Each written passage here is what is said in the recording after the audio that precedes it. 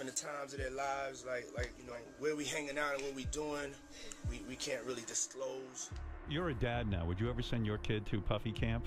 Hell no. Relationship of brotherhood. This is someone who destroyed my life. Alors, comme tu as vu sur le titre, on va parler du lien des célébrités avec Didi. Alors, on va pas parler de toutes les célébrités qui ont été citées, parce qu'il y en a eu tellement, ok. Il y a eu des rumeurs, il y a eu des histoires complètement inventées. Enfin, comme je vous ai dit dans la précédente vidéo, j'avais jamais vu autant de fake news. Je pense que le documentaire de 50, les gars, on va le react, hein, je vous le dis. Hein. Dès qu'il sort, bam! News autour d'une affaire. Alors ce qu'on va faire dans cette vidéo, c'est qu'on va se concentrer sur les célébrités qui ont eu un réel lien avec Didi, qui potentiellement peuvent être soit des témoins, des victimes ou même des accusés. Alors n'oublie pas de liker, commenter et de partager un maximum cette vidéo. Je te recommande aussi de voir la précédente vidéo que je viens de sortir. D'ailleurs j'ai une playlist avec toutes les vidéos autour de Didi que tu peux regarder vraiment dans l'ordre pour avoir un maximum. En fait je me rends compte que peut-être c'est l'âge qui fait ça, mais à force d'avancer dans les années, je deviens une gossip les mecs. Information. Je deviens une gossip parce que j'aime trop les dramas. C'est horrible, hein, mais tu vois, les histoires comme ça, là, je sais pas. J'ai l'impression que... Sur la... Je vis pas pour ça, mais pas loin quand même. C'est des informations que je suis allé chercher dans les documents d'accusation officiels, ok? Ou alors je suis allé voir des interviews où des choses ont été dites. Et non pas des comptes TikTok sombres là, où j'en sais rien. D'accord? Donc voilà, donc là tu peux t'appuyer sur... Ici on travaille. Sans plus attendre, on y va.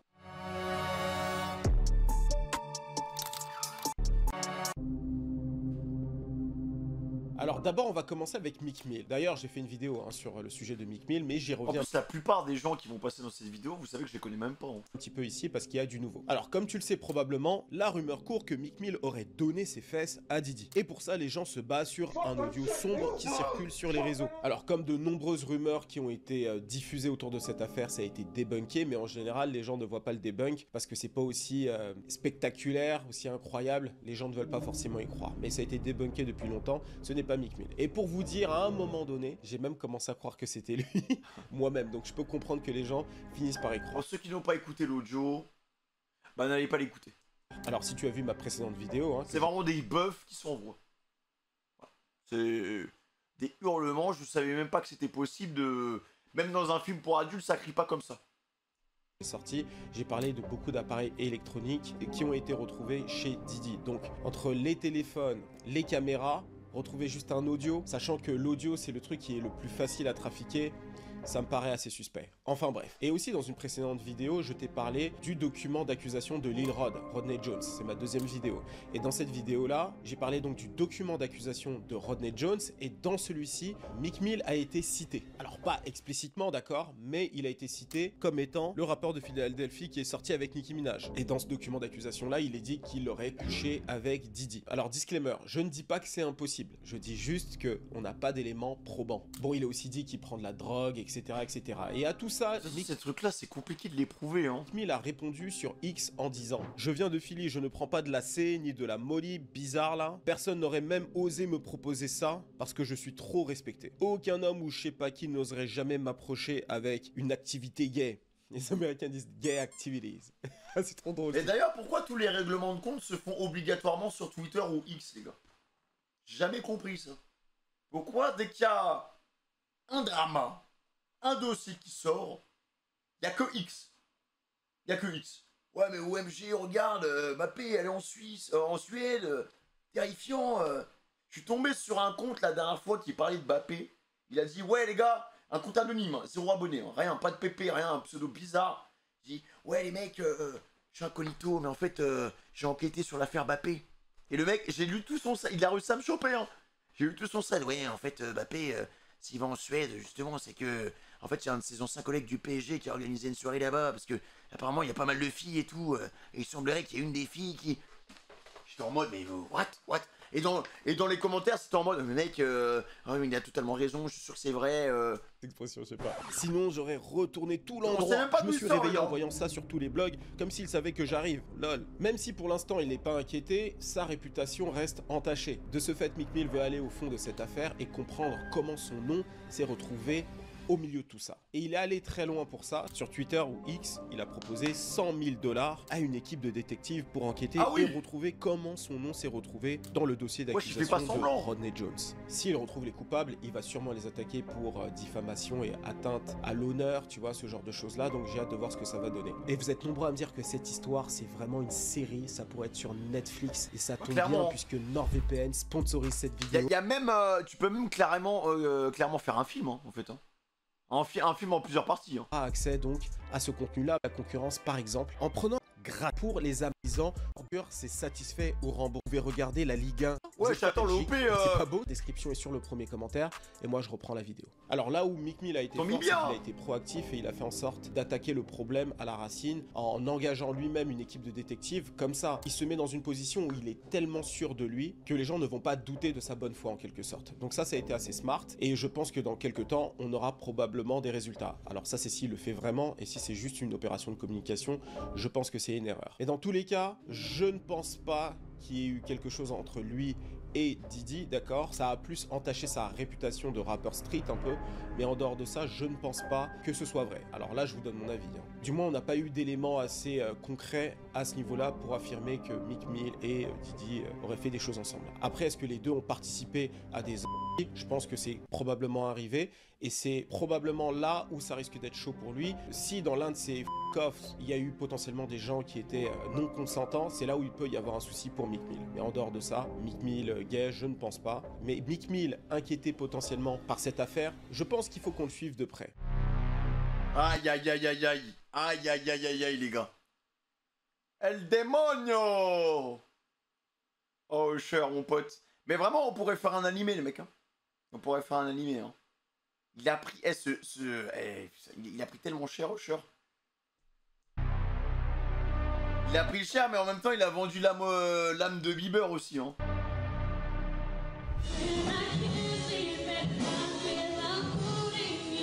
Là, ça devient vraiment intéressant. Alors, Usher est l'un de ces enfants prodiges qui s'est fait remarquer dans une chorale à l'église, puis dans un premier groupe de musique, dans une émission télé, pour finir par se faire signer en maison de disque à seulement 13 ans. Et c'est L.A. Reid, le directeur de LA Face Records, qui voit en lui un véritable potentiel après avoir été impressionné par une performance vocale du jeune artiste. Sauf qu'à 14 ans, 15 ans, sa voix mue un petit peu, donc elle change. Et Usher avait du mal à la contrôler, à la gérer, tu vois. Et musicalement parlant, ça devenait plus ouf, donc Usher avait besoin de se former. Et pour ça, L.A. Reid va décider de l'envoyer en camp d'entraînement. Et le camp en question, c'est le Flavor Camp de Diddy. Et ce camp va durer 1 an. Alors là, tu te poses la question... 1 an de camp d'entraînement, putain. Qu'est-ce que c'est le Flavor Camp, ok? Alors le Flavor Camp de Diddy, tu sais quoi, je vais laisser Usher l'expliquer brièvement. In the 90s, do you understand what that's like? Puffy's place was like just filled with chicks and like non-stop, right? No, not really. I mean, but there, hey, it was curious. I got a chance to see some things. Yeah, but you were 13. What were you seeing? I went there to see the lifestyle. À 13 ans, tu vois des meufs et tout à poil toute la journée qui se baladent. Mais frère, mais t'es déconnecté en fait de la vie, genre. Right. And I saw it, and it was, but I don't know if I could indulge and understand what I was even looking at. It was pretty wild. Et également... Attends, il y a un truc que je comprends pas, les gars. Il a quel âge Diddy, frère? Parce que si Usher avait 13 ans quand il a connu Diddy, mais quel âge a ce mec? Diddy, âge. Il a 54 ans. Mais pourquoi, les gars, on dirait qu'il a genre 38. 54 ans et Usher a 46 ans. Ça fait combien? Ils ont 8 ans de différence, les gars. Ils ont 8 ans de différence. What the fuck, attends, mais what? Attends, mais donc ça veut dire quoi? Il avait 13 ans, donc ça veut dire qu'il avait... Il avait 21? À 21 ans, Diddy, il avait déjà ces trucs-là. 21 piges. Mais what? Moi je pensais qu'il avait genre la trentaine déjà. Il en a parlé dans une très vieille interview sur le Rolling Stone magazine, je crois dans les environs de 2003-2004. Voici ce qu'il dit. Puff m'a introduit à un tout autre genre de truc. le sexe, spécifiquement dit Usher. Le sexe était tellement présent dans l'industrie, mec. Pendant qu'il était à New York, il a dû voir des singeries, les mecs. Hein. C'est sûr, hein, c'est à 13 ans. En fait, c'est pas normal de voir autant de meufs à poil, autant de sexe d'un coup. Ça te déconnecte. Hein. T'as plus aucun repère après.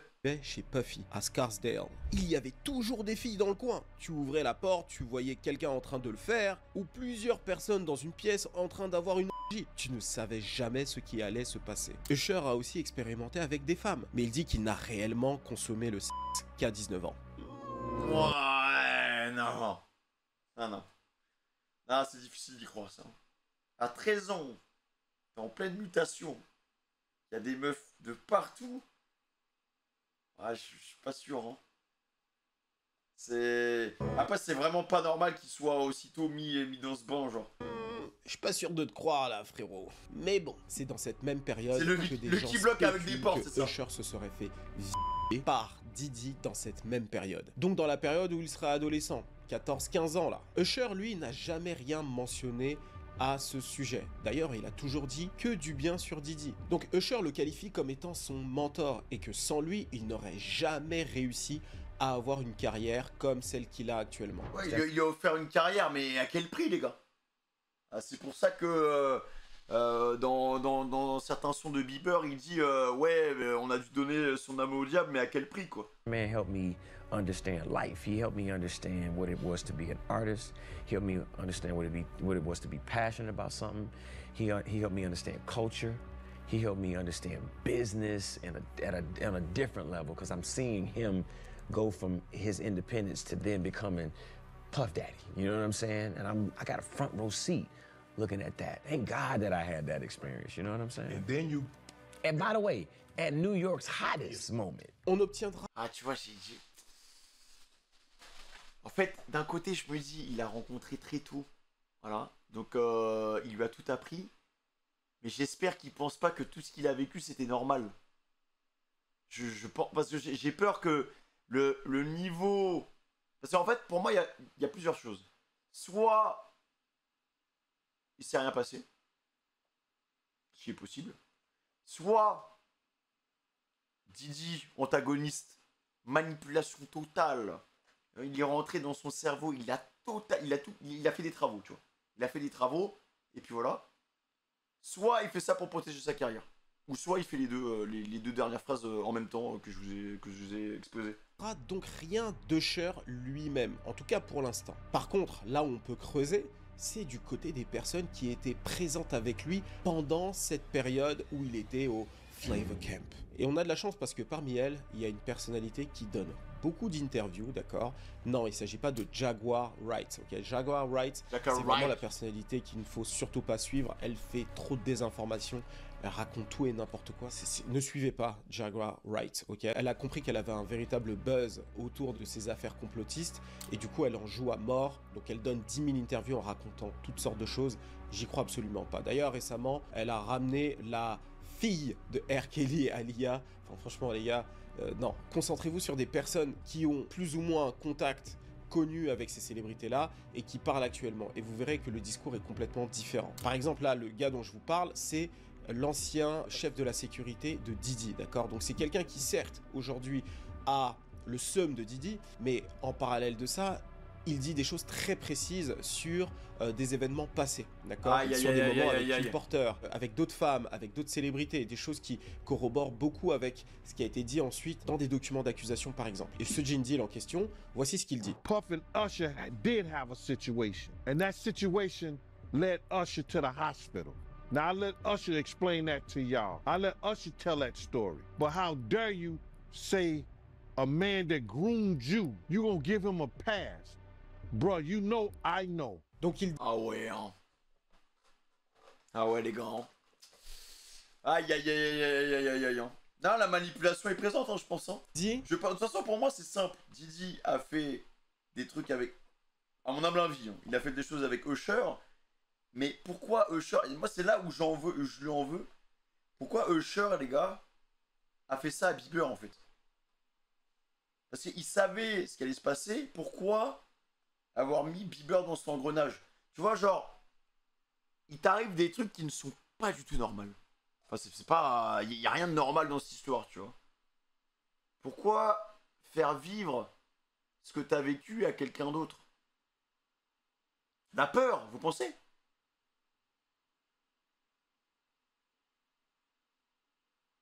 Ah, alors il y en a un qui dit... Ouais, mais peut-être qu'il a fait ça pour que Didi, au final, s'occupe de Bieber et plus de lui. Comme ça, il lui laisse tranquille.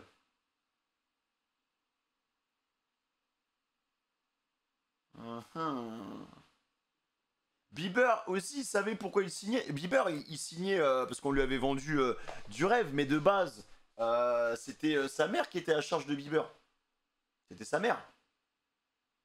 Sa mère, bon après on va pas lui donner non plus le rôle de méchante à 100%, mais sa mère a donné son fils à des inconnus comme ça, du jour au lendemain. Il n'y a pas eu de suivi en fait. Enfin, je me dis, enfin je sais pas, genre demain mon fils est repéré. Demain mon fils est repéré pour, je sais pas, pour devenir par une agence de musique, une boîte de prod ou par un club, mais je l'accompagne. Je l'accompagne pendant un petit moment quand même, un minimum quoi. Surtout que tu sais que, alors dans leur cas, leur famille était très pauvre de base, donc tu sais qu'il y a une perspective, enfin ton fils peut littéralement changer ta vie, tu vois. Du coup je sais pas. Je sais pas les gars. Tu viens avec l'enfant. Pour moi, enfin moi je trouve ça normal. Après le truc c'est qu'elle était jeune, elle a eu très très jeune. Donc on sait pas, on n'arrive pas à on peut pas forcément se mettre à sa place parce que elle a eu tôt Justin et elle était jeune et elle était seule en plus. Elle était seule. Donc le cumul de tout ça fait qu'au final peut-être que tu arrives à prendre un peu moins de recul sur certaines choses et t'envoies ton fils comme ça quoi. Mais après d'un autre côté, tu te dis que c'est des gens que tu vois à la télé régulièrement, qui font des clips, c'est des stars. Tu leur fais confiance, une confiance aveugle en fait.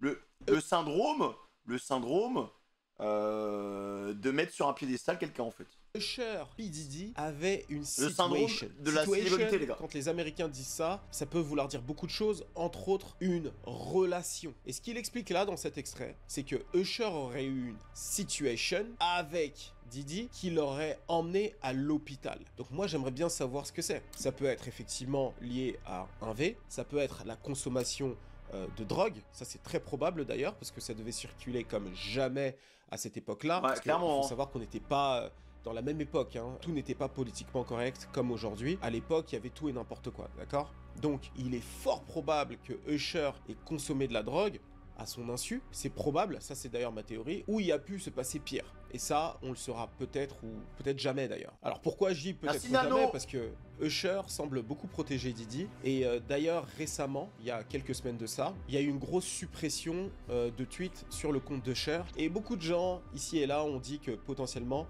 après l'arrestation de Diddy, il y a eu un ménage qui a été fait dans ses anciens tweets pour qu'il ne soit pas accusé à un moment donné par la justice d'être complice ou autre chose. Alors on ne sait pas. Bon après retrouver un tweet c'est vraiment en 2 clics, c'est facile quoi. D'après ce qu'il explique, il a été hacké. Après je trouve ça assez curieux d'être hacké dans un timing aussi bien choisi.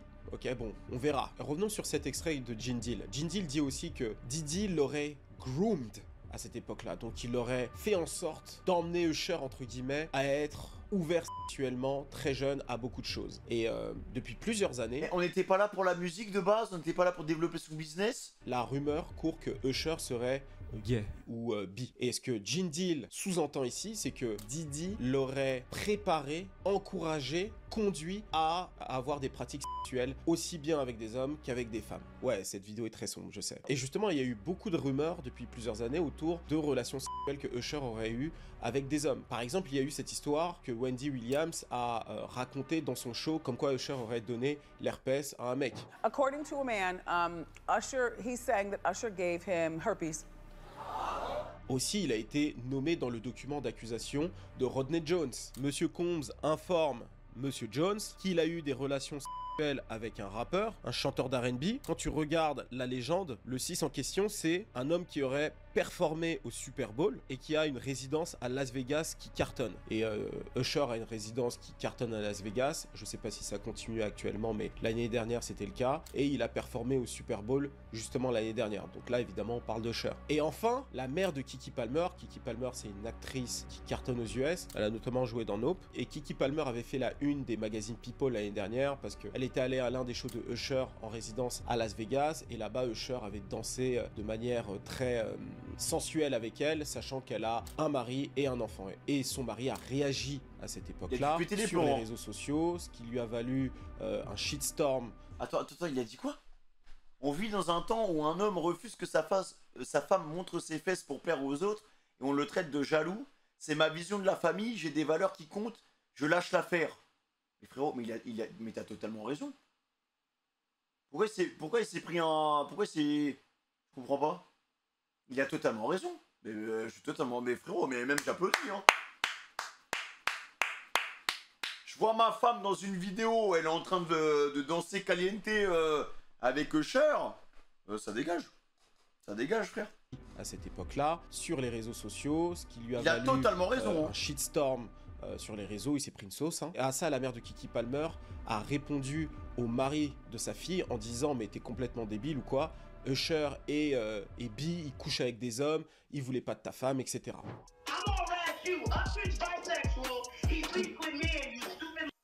Donc voilà, on a plusieurs petits éléments comme ça qui ont été diffusés au cours des années qui nous laissent penser que potentiellement Usher couche avec des hommes aussi bien qu'avec des femmes. Raccord vidéo un petit peu... Bon, après, pour le coup, encore une fois, moi je vous dis, dans ces affaires-là, je trouve que l'orientation sexuelle des artistes, bon, ça n'a pas forcément énormément... Ça n'a vraiment pas d'importance pour le coup.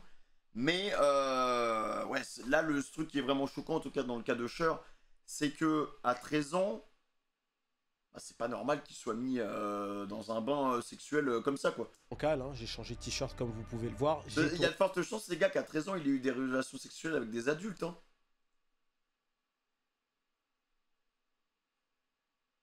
On est cette vidéo en 2 parties. En ce moment, on est tellement busy avec Sikeo qui cartonne.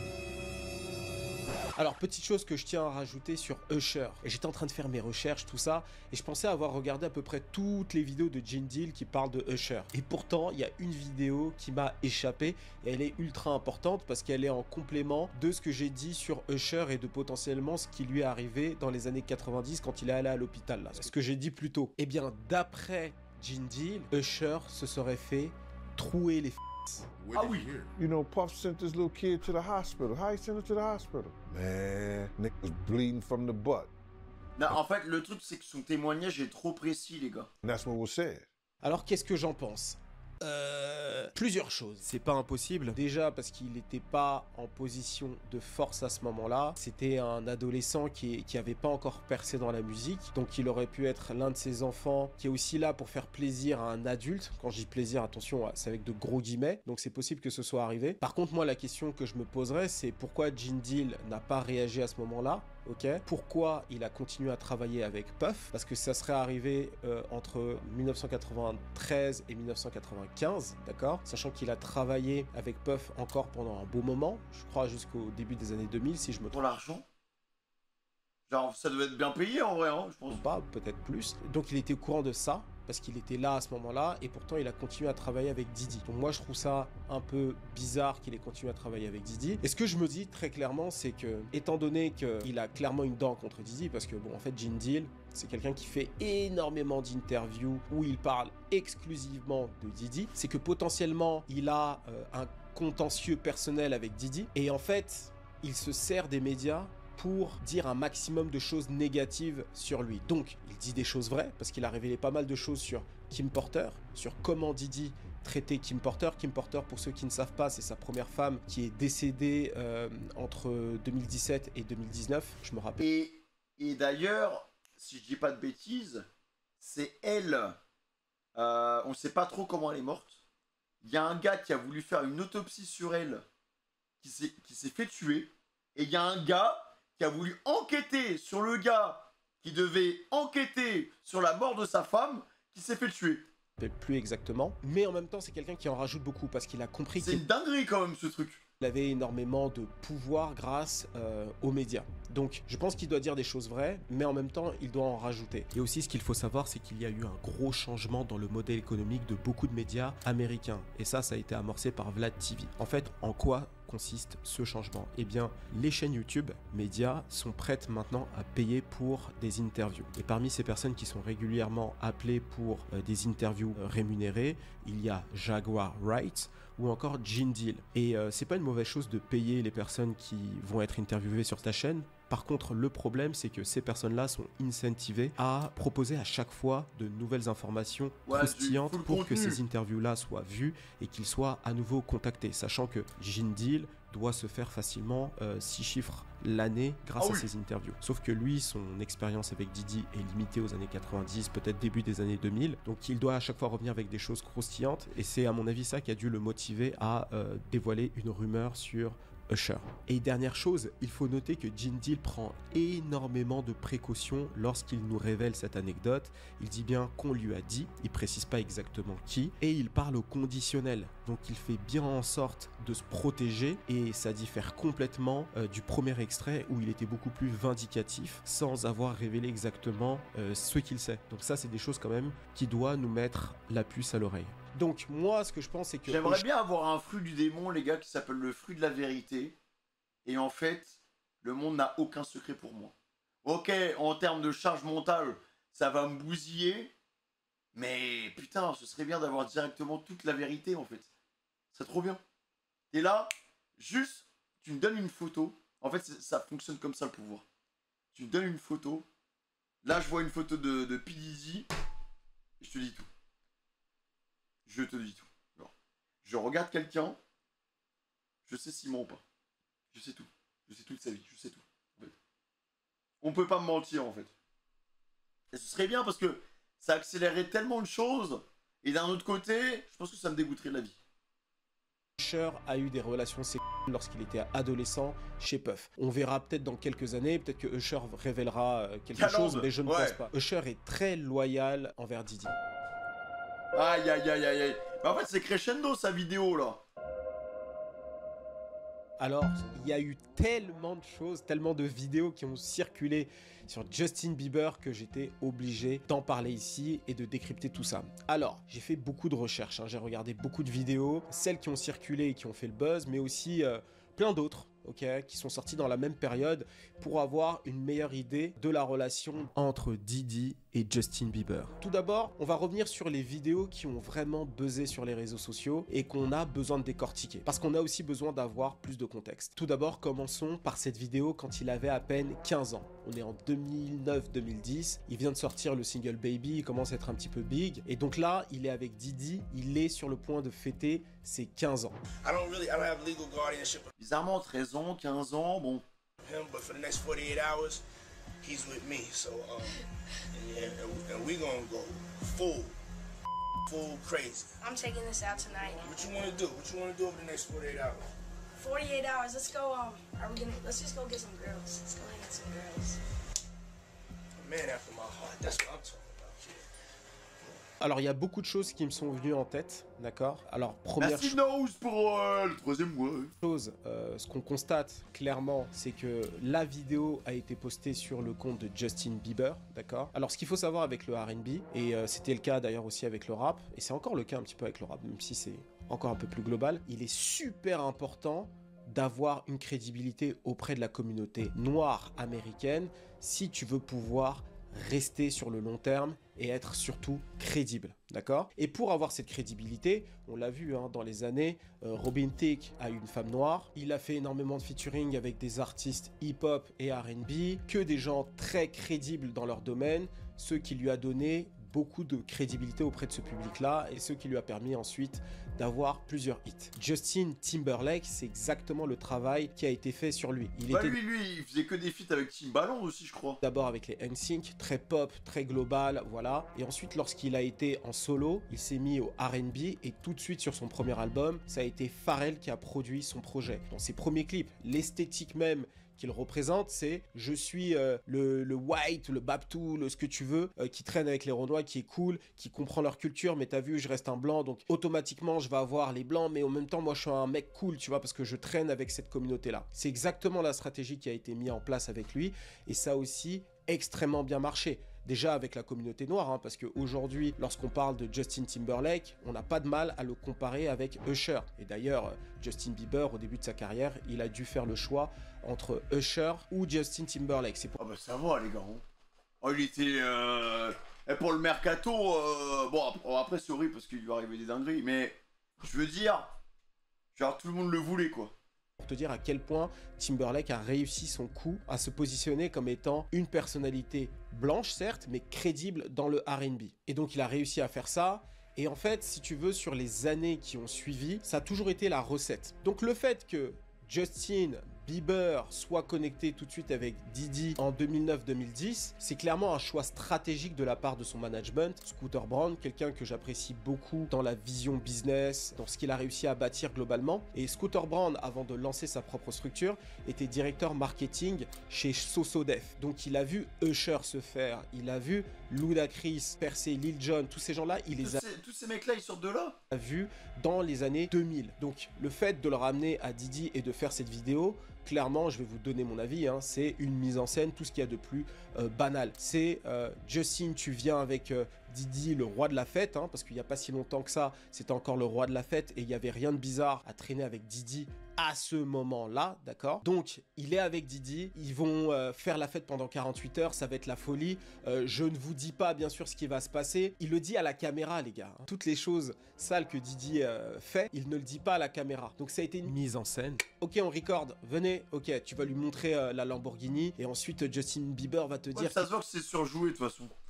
Il a envie de faire la fête et rencontrer des filles, ça va le rendre cool. En plus, il est avec toi, Diddy, donc ça passe bien. Donc c'est clairement une mise en scène, donc il faut même pas s'attarder à ça. Diddy a toujours été le middleman pour les artistes internationaux qui cherchent à se développer aux US. C'est pour ça qu'il y a eu énormément de featuring entre, par exemple, Diddy qui a assisté Booba sur scène il y a quelques années. C'était pour donner un peu cette crédibilité-là. B2O, il est là-dedans. Mais je crois qu'il y avait une photo de B2O qui était sortie aussi. Il y avait David Guetta, il y avait B2O. Ah, mais je savais pas qu'il y avait une connexion entre Diddy et B2O, en tout cas sur scène comme ça. L'album Twice I Stole de Burna Boy a été entièrement produit par Diddy parce que le but de Burna Boy à ce moment-là c'était de toucher les US, donc c'était Diddy qui a fait ce travail-là. Skepta à l'époque, en 2006, quand il a essayé d'être international et toucher... Attends, mais ce mec est partout, ça me choque. Les US, il a fait appel à Diddy également pour toucher... Le mec, Diddy, c'est un péage en fait. Il est obligé de passer par lui, genre. US, et ça a pas fonctionné, mais Diddy... Le mec est partout, mais je savais même pas qu'il était partout, frère. Il a toujours eu ce rôle-là, ça a toujours été une personnalité qui a aidé tout le monde. Les artistes à faire ce pont, en dehors des arts. Je parle dans le taf, hein. Après, c'est pas un mauvais jeu de mots, je sais pas quoi. J'ai pas envie de me faire attaquer en justice. Il a touché tout le monde, voilà, il avait des connexions avec tout le monde, c'est ça que je voulais dire. Il a fait pareil avec C-Rock en aidant Diageo à marketer le spiritueux à un public afro-américain. Et autre chose que j'aimerais rajouter, dans cette même période, faire la fête et going nuts, faire le fou et tout oublier, c'était quelque chose d'ultra populaire. Cette vidéo a été tournée entre 2009 et 2010. Rappelez-vous que dans la même période, tu as des films comme Very Bad Trip qui sont ultra populaires et qui influencent la pop culture. Et tu as aussi Projet X, tu vois. Donc c'est des films... Ça, je me souviens de cette période. Hein. Je me souviens très très bien. Hein. C'était l'époque où tu pensais que t'étais quelqu'un en faisant une soirée. Regarde, j'ai mon petit verre de vodka Red Bull. Hein. Je suis un mec stylé. Je suis un mec important. Pourtant, 2 heures plus tard, tu vas béjar. Ils sont sortis au fond d'un caniveau, frère. La même année. Donc même en termes de démarche créative, c'est pas quelque chose de choquant en 2010, d'accord? C'est allé aujourd'hui parce qu'il y a eu toutes les accusations et parce qu'il y a eu une prise de conscience de la part des gens à partir à peu près de 2016, MeToo, d'accord? Je ne pense pas que pendant les 48 heures, Justin Bieber se soit fait toucher, clairement. Par contre, selon moi, cette vidéo est beaucoup plus suspecte. Ah ouais, non, ah ouais, celle-là, hein. Celle-là, les gars, elle est vraiment bizarre. Hein. On dirait qu'il le tapote en mode il y a un micro qui est caché dans Bieber pour vérifier s'il n'est pas enregistré. On n'entend rien. Merde, qui fait ça? Qui fait ça, les gars? Qui fait ça? Personne.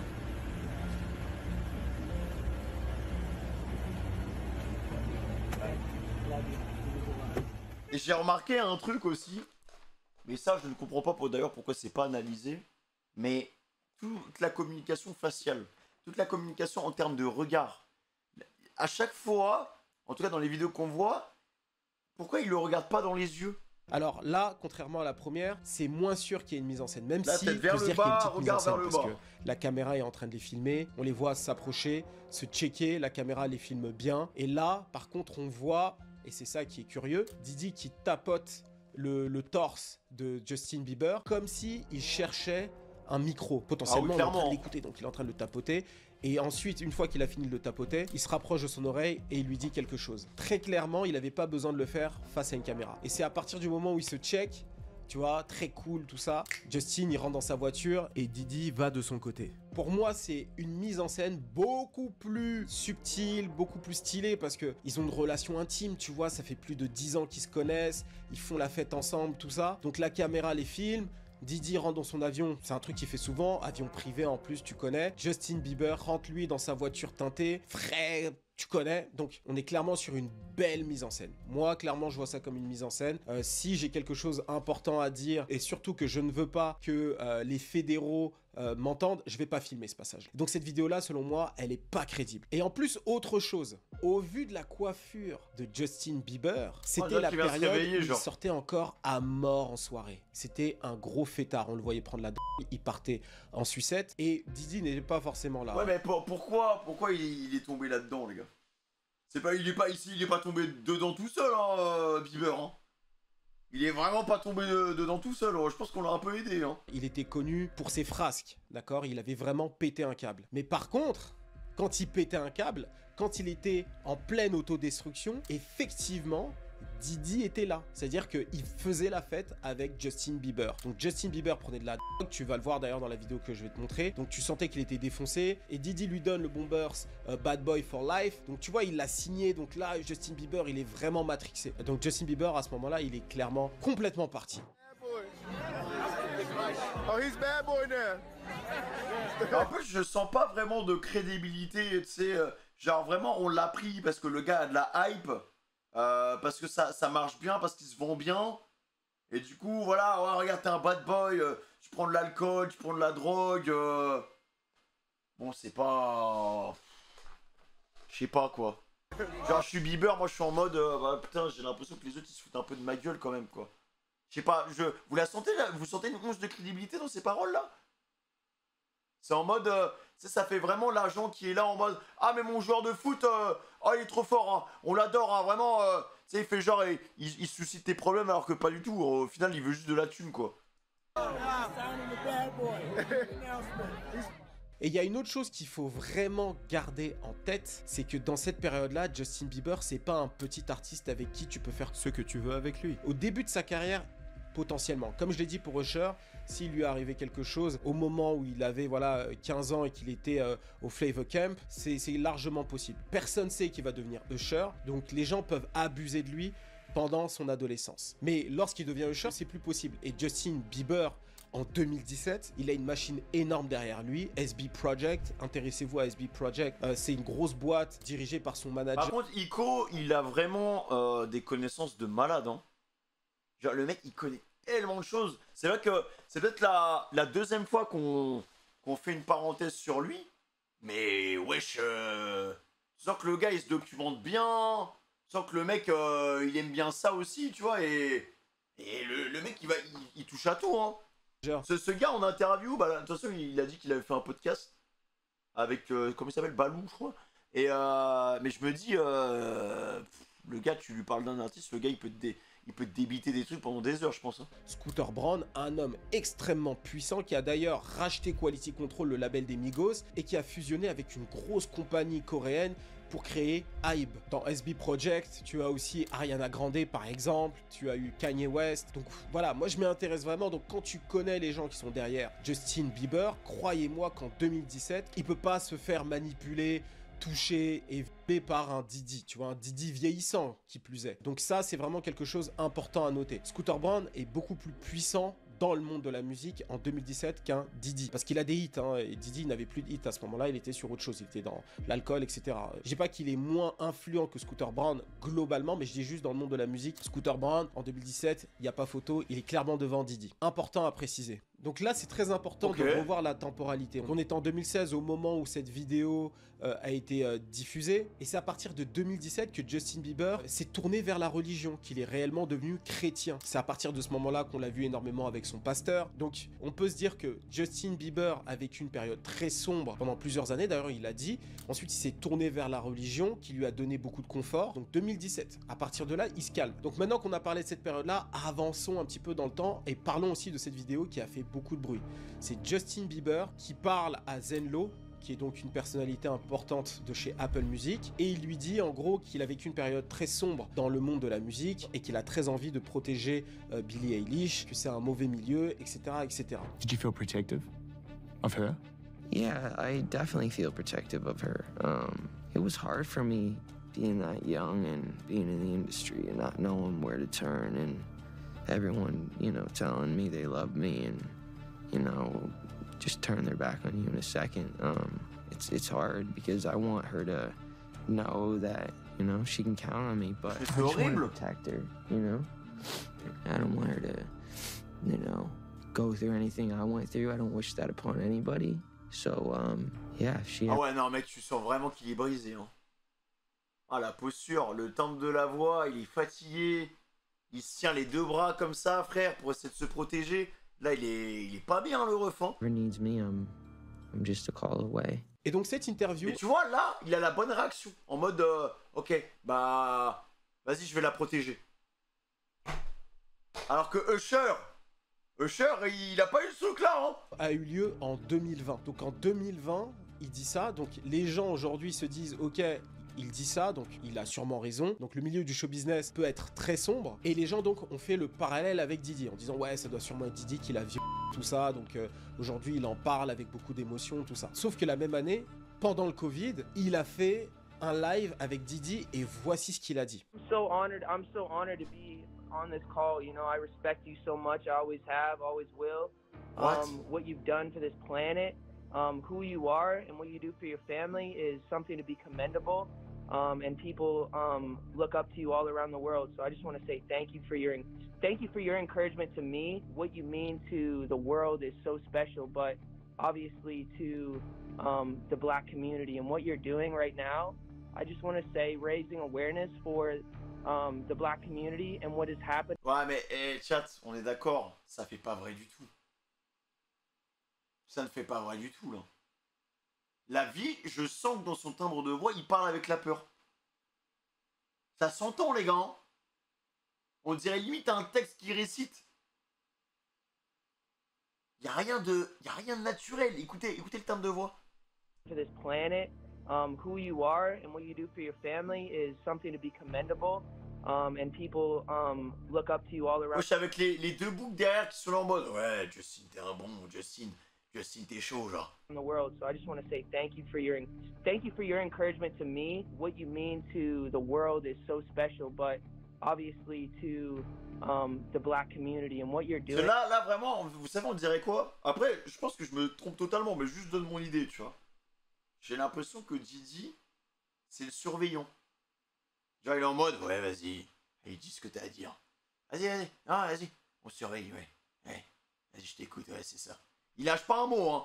Il le coupe pas et puis voilà quoi. Now, I just want to say raising awareness for the black community and what is happening.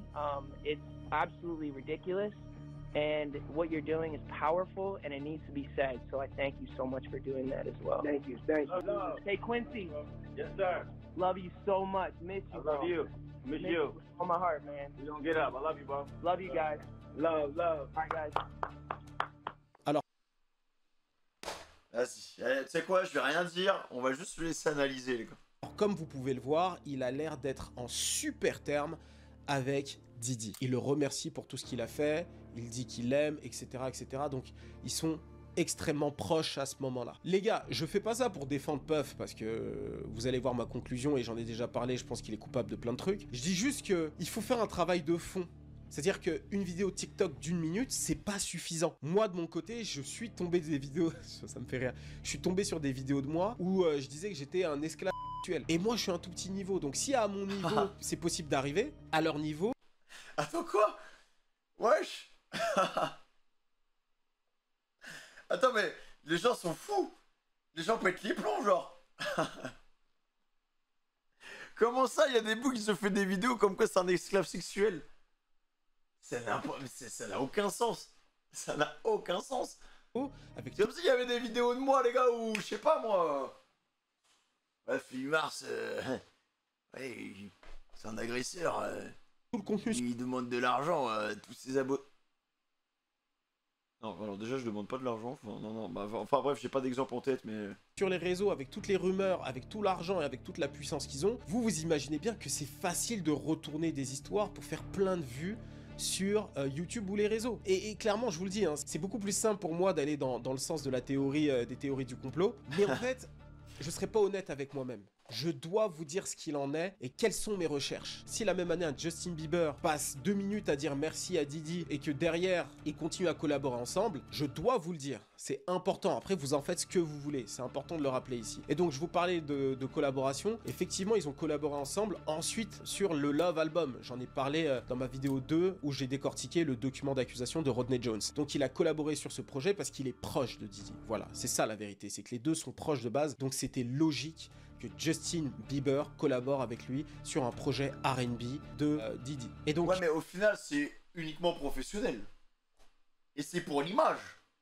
C'est pour l'image. Il peut pas lancer un live et où il se frite avec Didi et puis voilà, quoi.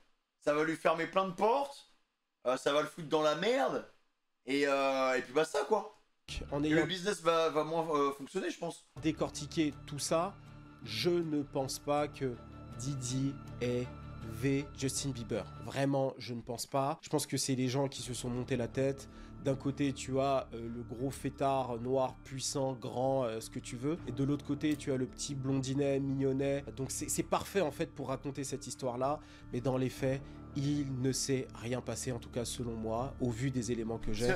Vous vous rendez compte qu'au final, là, sur les 1h20 de vidéo qu'on a regardé, elle est quasiment terminée, il reste que 9 minutes, tu vois. Au final, il n'y a qu'un seul chef d'accusation. Et c'est avec son ex. Voilà. Donc, bon. À tout moment, il sort demain, en fait. C'est ce qui va se passer. À tout moment, il sort demain. Entre les deux. Est-ce que c'est possible? Oui, bien sûr, c'est possible. J'ai aucun élément qui me laisse penser que Didi aurait Justin Bieber. Donc ça, c'est très important de le dire. Donc maintenant, je vais vous donner encore une fois mon point de vue globalement sur Didi et sa culpabilité. Parce que j'ai vu des choses sur ma dernière vidéo et je me suis dit, mais réellement, les gens n'arrivent pas... Une partie des gens, parce que j'ai vu beaucoup de gens comprendre, une grande majorité même. C'est très important de le dire. Il y a quand même une partie des gens qui n'arrivent pas à saisir la nuance. C'est-à-dire que tu peux à la fois penser qu'une personne est coupable, mais pas penser qu'il est coupable surtout. C'est-à-dire que il faut se pencher dessus. Il faut pas juste avoir une mentalité de meute, d'accord? Et je sais que pour la plupart d'entre vous, c'est pas votre métier de faire ces recherches-là, donc prenez le contenu comme il vient et ça, il y a aucun problème. Mais c'est juste qu'il y a certaines personnes qui semblent être sûr que Didi a fait exactement tout ce qui a été dit sans avoir recherché. Et quand je dis tout ce qui a été dit, c'est même pas ce que les fédéraux disent, c'est ce que les gens sur TikTok disent. C'est-à-dire que moi, je peux créer un compte Instagram aujourd'hui et raconter certaines choses et beaucoup de gens y croiraient. Sauf que... Eh les gars, faut créer un compte. Mais genre vraiment, on abuse de ça. Le compte s'appelle Fake News Philippe Mars. Et tu mets... Mais tu sais, tu mets des titres de clips qui n'ont rien à voir avec le compte qu'on te donne, genre.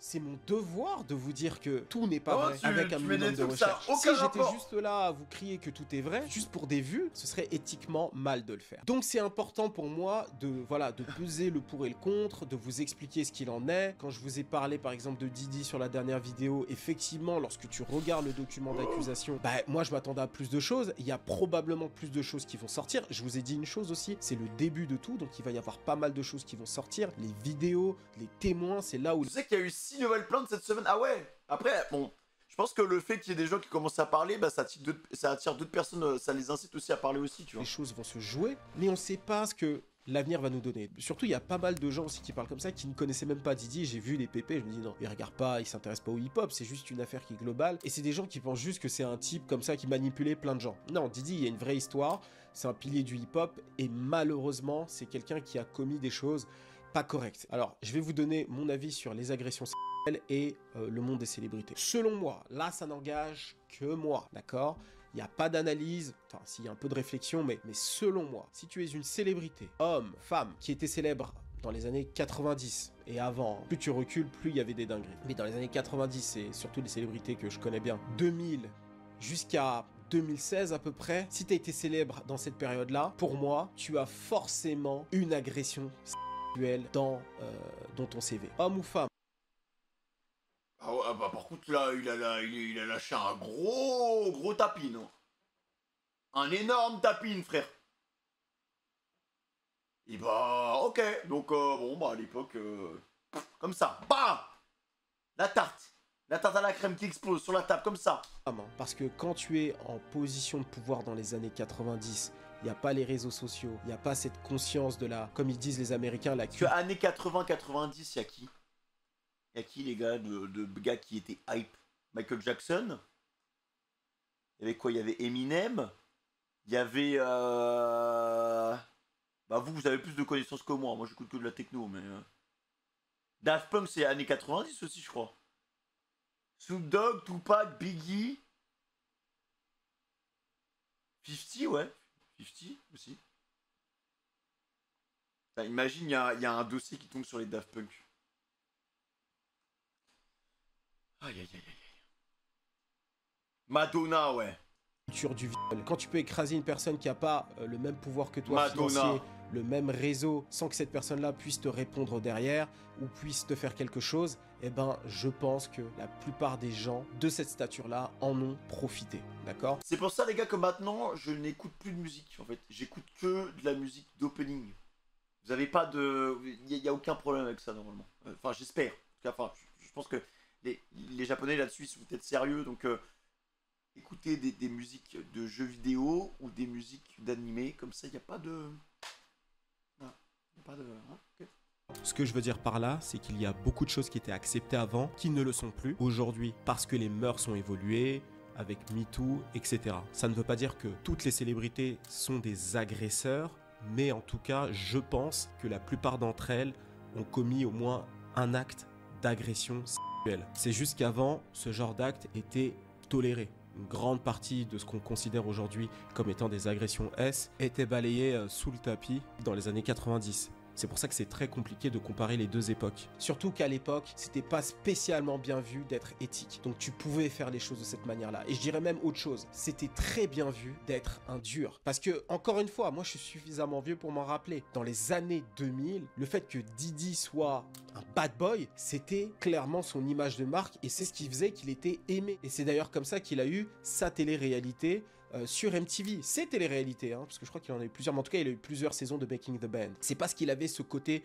méchant, d'accord? D'ailleurs même le film Le Diable s'habille en Prada, on aimait bien montrer des boss hyper méchants en train d'écraser la petite employée qui essaye de faire son truc, etc. C'était quelque chose qui était très mis en avant. Donc c'est juste depuis à peu près 2016, MeToo, les réseaux sociaux, la santé mentale, tout ça, que les choses ont commencé à bouger. Mais pour moi, alors je rectifie un petit peu, peut-être pas agression mais agression globalement. C'était quelque chose de commun, donc tu pouvais le voir. D'ailleurs, il y a Will Smith aussi, j'ai vu qu'il y avait des affaires aussi sur lui. Partout. D'ailleurs, là je parle beaucoup, je suis même plus dans mon script, hein, vous l'avez bien compris. Et d'ailleurs, même Rick Ross qui dit j'ai mis une pilule dans son verre sans qu'elle le sache, elle l'a bu et on est rentré à la maison et j'ai kiffé le moment.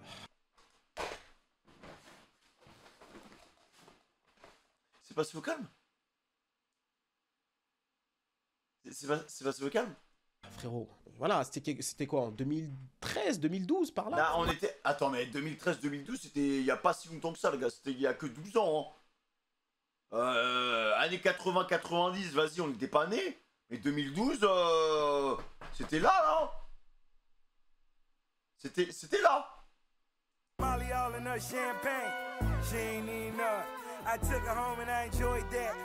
Et what the fuck?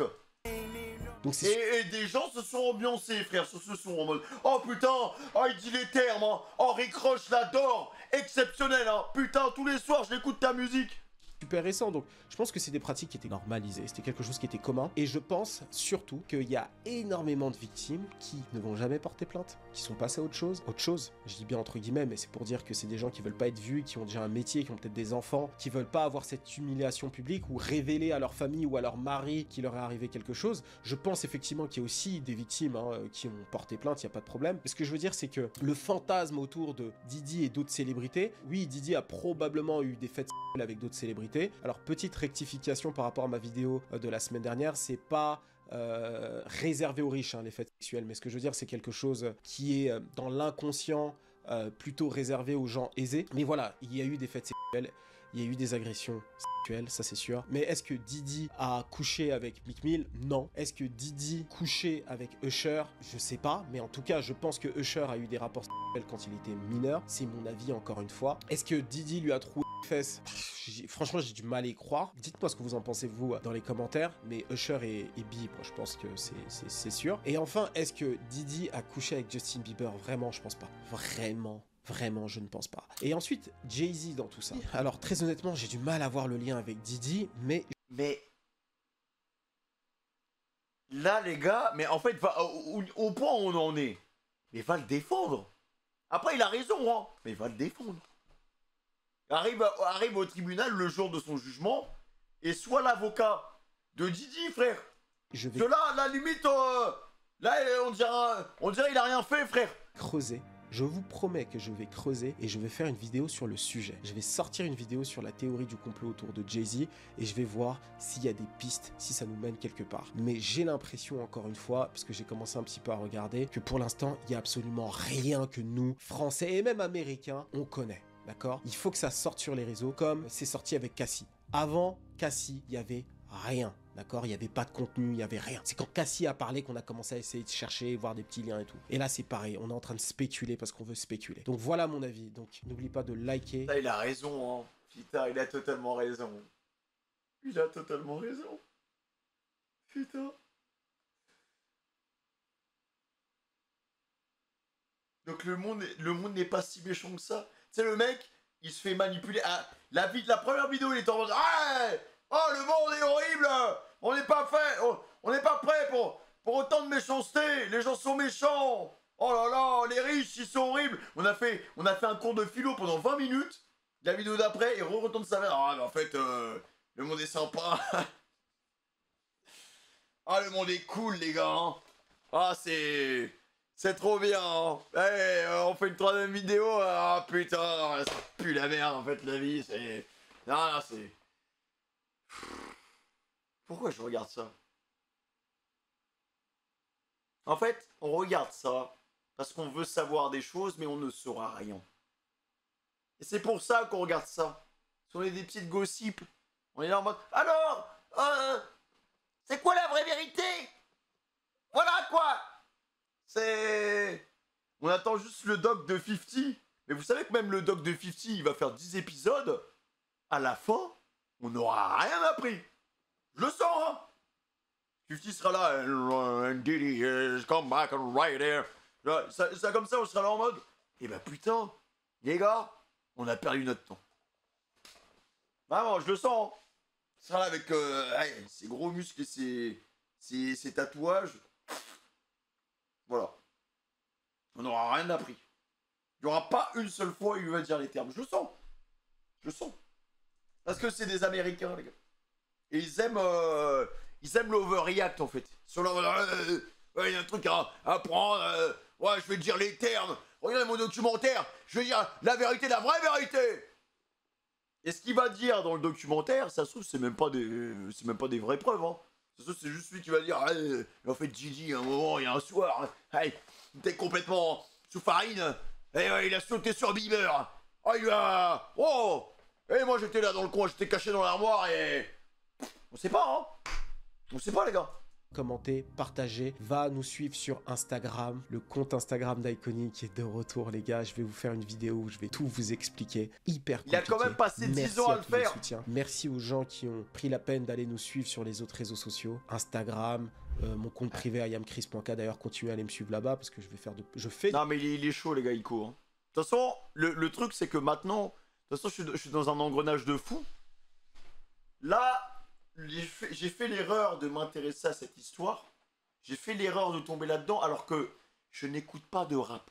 Je ne suis même pas dans le R. Je suis pas là-dedans. Je ne suis pas là-dedans de base, en fait. Moi, c'est que de du bruit de casserole et voilà, des passoires qui se font briser sur le sol. C'est ça la techno. Mais maintenant, c'est terminé, les gars. Il faut... Je suis à la saison 2, épisode 6. Il me faut la... On va commencer la saison 3 dans pas longtemps. Et il faut que je termine cette série. Je n'ai pas le choix. Donc je suis obligé de suivre cette histoire jusqu'à la fin. Voilà.